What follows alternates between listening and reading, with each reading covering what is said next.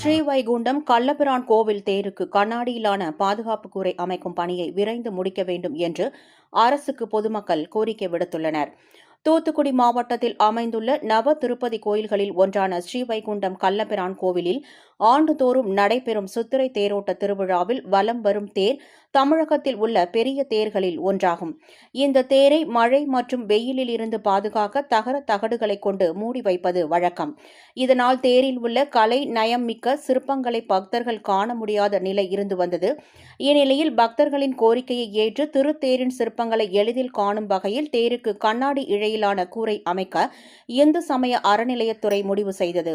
இதற்காக 18.75 லட்சம் ரூபாய் ஒதுக்கீடு செய்து பூமி பூஜை நடைபெற்றது.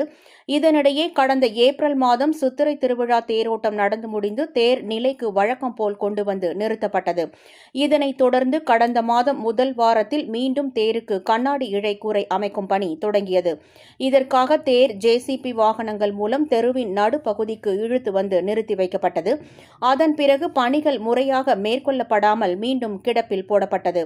தேர் நிறுத்தப்பட்டுள்ள தெருவில் தமிழ்நாடு வங்கி, தனியார் மெட்ரிகுலேஷன் பள்ளி மற்றும் முத்தாரம்மன் கோவில் உள்ளது. தேர் நடுத்தருவில் நிறுத்தப்பட்டிருப்பதால் வாகனங்கள் செல்ல முடியாத நிலை ஏற்பட்டுள்ளது.